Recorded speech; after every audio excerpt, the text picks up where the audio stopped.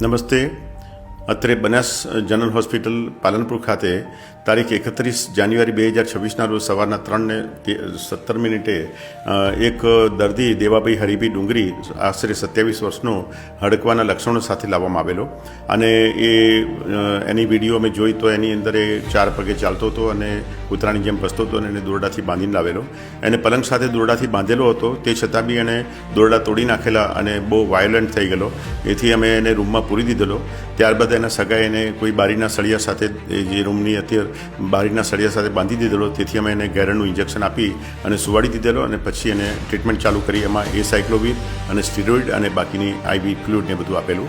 ત્યારબાદ સવારના અમે એને તપાસ કરી ત્યારે એકદમ સ્વસ્થ થઈ ગયેલો અને બિલકુલ જાણે કોઈ તકલીફ જ નથી એવી જાતનું એનું વર્તન હતું અને કોઈ પણ જાતના એને હડકવાના ચિહ્નો દેખાતા નહોતા. તેથી અમે એને બાકીના બધા ટેસ્ટ, લોહીના ટેસ્ટ, ટોટલ કાઉન્ટ થોડુંક વધારે હતો અને સાથે સાથે MRI કર્યો તે નોર્મલ હતો અને બાકીના CSFનો એટલે કરોડની મણકાની વચ્ચેથી પાણી કાઢીને તપાસ કરી હતી, એ પણ નોર્મલ આવેલું અને બાકીના બધા રિપોર્ટ નોર્મલ હતા.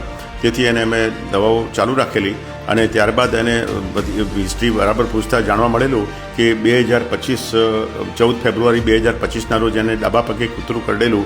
એના માટે 3 ઇન્જેક્શનના 3 ડોઝ લીધેલા અને ચોથો ડોઝ જે 14/3/25ના રોજ લેવાનો હતો એ નહોતો લીધેલો. બાકી એના બીજા કોઈ પણ રિપોર્ટ અમારી પાસે નથી એના સિવાયના. અને દર્દી અત્યારે બિલકુલ સ્વસ્થ છે અને અમારા સાયકિયાટ્રિસ્ટ અને ફિઝિશિયનની ટીમ બેસીને તપાસ કરી તો એવું લાગે છે કે એને હડકવાના કોઈ અત્યારે લક્ષણો છે નહીં. તો એને શું હોઈ શકે, તો એને કદાચ મેનિન્જાઇટિસ અથવા તો સાયકિયાટ્રિક બીમારી, માનસિક રોગની બીમારી હોઈ શકે એવું લાગે છે.